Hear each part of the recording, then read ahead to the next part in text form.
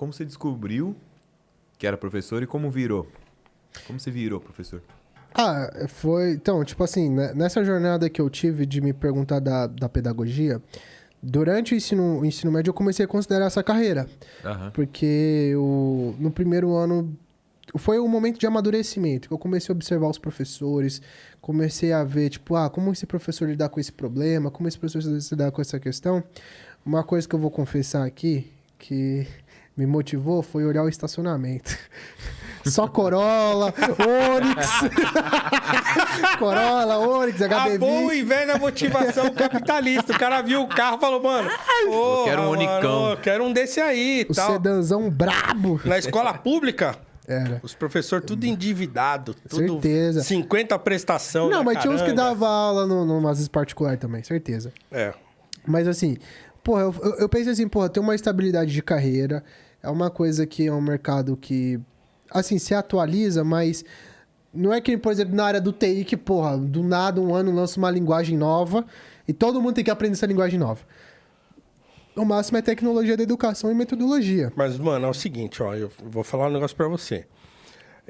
A escola pública, sobretudo, precisa muito de caras como você.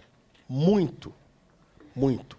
Porque eu acho que um dos grandes problemas da educação pública é a quantidade gigantesca de professores que estão lá sem ser vocacionados para estar lá. Uma outra questão também... Assim, porque eu acho que é o seguinte, é claro que tem uma questão assim, o tempo judia demais do professor de escola pública. Eu conheço muito, tenho muitos amigos professores já há muito tempo. Então, o pessoal que, olha, apanhou a vida inteira. Porque Sim. a educação pública é uma máquina de moer gente. Então, o cara não tem estímulo nenhum e muitos vão na força do ódio. Na base do ódio. Para fazer a coisa funcionar. Mas isso aí dura um tempo. Chega uma hora que o cara vai... Largar de mão. E vai largando. E aí aí começa a dar aula em outra escola. Aí, meu, ele vai se esforçar onde o salário está maior. Então, assim, não só uma questão de financeira também, porque paga relativamente mal. Então, o professor em início de... Demora para o professor começar a ganhar bem, assim. Demora um tempo. Então, o cara tem que estar mais de 10 anos... Se não for direto pro setor privado, né? E olhem lá, porque assim, escola privada que paga bem também são poucas. Não, entendeu? mas cursinho stories, cursinho é bom. né? Mas assim, por exemplo, eu nunca daria aula em cursinho. Só se eu estivesse passando fome, É assim. outra pegada cursinho, né? Não tenho mínima vocação para aquilo ali. Mas assim, tem muita escola que paga a mesma coisa que o Estado paga. Então, são poucas as escolas privadas que pagam bem mesmo. Mas assim, para um professor no ensino público falar, pô, ganha um salário razoável, demora. Demora um tempo. Tem que passar aqueles quinquênios, não sei o que e tal. E dá 40 aulas por semana. O cara fica doido dando 40 aulas por semana. No estado enlouquece. E aí o cara com 10 anos, ele tá podre. Tá ganhando um pouquinho melhor, mas tá podre. Tá gastando dinheiro, passando mais tempo no IANSP do que... Tá esclerosado. Tá passando mais tempo no hospital, porque aí a coluna vai pro saco, a voz vai pro saco, a vista vai pro saco, o pulmão vai pro saco respirando giz. Porque a escola pública ainda tem giz. Viu, professores? Cuidado com o pó, tá? Pelo amor de Deus. Não, mas tem um monte. E uma questão que eu queria te perguntar. E professor aposentado continua dando aula? Você acha antiético? Cara, eu não acho, porque também é uma profissão que os caras se aposentam cedo. Né? Eu conheci professor, por exemplo, que o cara tinha 50 anos, mas ele se aposentou com 43. Caramba. Não, eu digo aqueles professor múmia, aqueles professor tipo de 60, 70 anos. Pô, não. 60 anos não é múmia. Minha mãe fez 80, tá melhor que eu. O problema é esse. Eu acho que a educação é uma área em que a idade traz sabedoria. Então, o professor pode ser bem velhão e dar aula. Por exemplo, eu tive um professor na faculdade, primeiro ano de faculdade, que era um professor de filosofia antiga. E ele também já era um professor bem senhorzinho e tal. Mas assim... E o mais curioso é que a aula dele, ele desviava do assunto com muita facilidade. assim. Só que a aula dele era um primor, porque ele desviava do assunto principal. Sei lá, tava falando de Parmênides. Daqui a pouco ele tava falando de outra coisa. Mas era gostoso de ouvi-lo falar.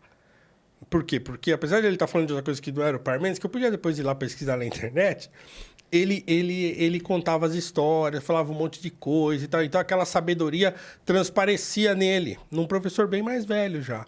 Então assim, eu não acho ruim. O problema é um professor já aposentado e já, digamos, cansado, dar aula no ensino básico. Aí complica. Eu acho que... Porque não tem nem... a estrutura que a gente estava comentando agora há pouco aqui não comporta um professor desse. Um professor que vai chegar na sala, vai sentar e vai querer dar uma aula sentado, por exemplo. Que se o aluno soubesse o que aquele cara pode transmitir de conhecimento, ele ia ficar quieto para ouvir. Mas não fica. Não fica. Então, esse professor aí que já está assim... Nas últimas. Cansadão...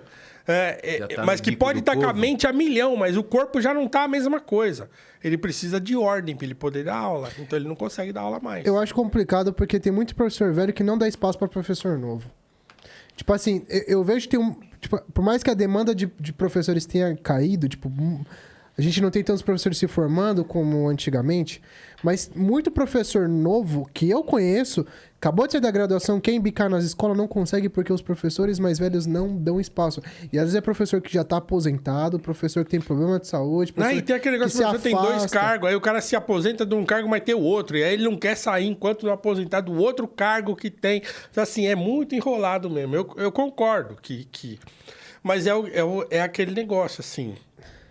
Aí o sujeito se aposenta e vai pegar aquela aposentadoria que vai complicar para ele. Então ele não sai. Ele aí fica já lá. vai para outro problema social. Entendeu? Aposentadoria. Aí é então, a gente vê que a estrutura do Estado já não dá um aparato para nada. Exatamente. Porque assim, eu acredito assim, pô, um professor bacana, concordo com você, o professor que tem experiência é muito bom pro aluno.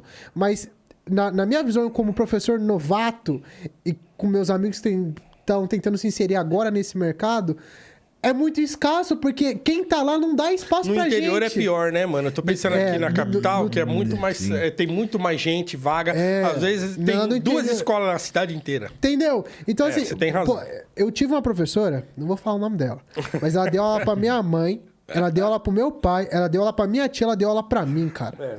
Ela deu aula pra 3 gerações diferentes, mano. Isso não é necessariamente ruim se não tivesse pouca vaga. Isso agora, quando eu pensei na sua cidade e no interior, é verdade. Porque, mano, eu fiz, por exemplo, concurso em Minas, na cidade que minha sogra mora, Nepomuceno, em Minas Gerais. Tem uma escola. Entendeu? Uma escola do estado só, na cidade. É uma cidade bem pequenininha. Só tem uma escola. Eu fiquei em 3º lugar e não entrei, porque só tinha uma vaga, o cara entrou. O primeiro entrou.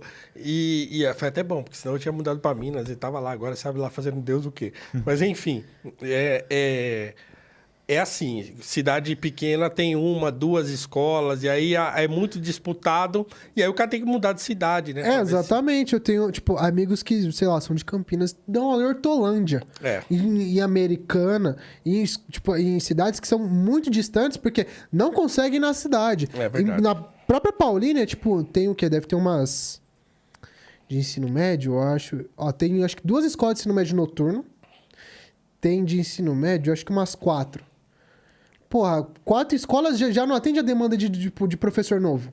E assim, e eu sei que é muito comum, os próprios professores lá, eu lembro que eu tinha um monte de professores que davam aula em Paulínia, davam aula em Americana, davam aula em Cosmópolis, davam aula em Arthur Nogueira. Então assim, nesse lance de interior real. Sim, é verdade. Não tem como a gente suprir numa cidade só. Então assim, e esses professores mais velhos, eles, não sei se não entra na cabeça deles que, pô, a gente que é novo, a gente também quer experimentar a sala de aula, a gente também quer o nosso espaço.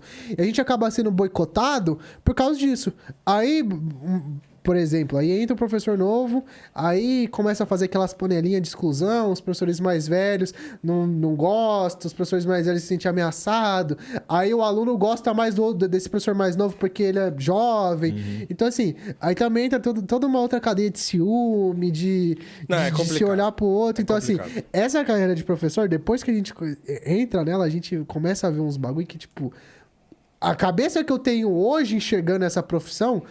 Não é a mesma cabeça que eu tinha lá no ensino médio. Quando eu tava pensando em virar professor. Se eu soubesse, talvez eu teria ido pra mecânica. Teria ido pra mecânica.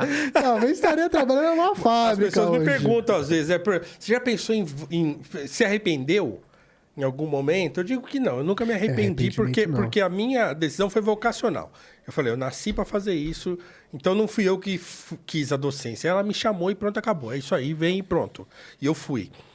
Agora, assim, 2015, que foi um ano que meu dinheiro acabou, eu saí e recebi uma grana. Foi 2014 que eu mudei.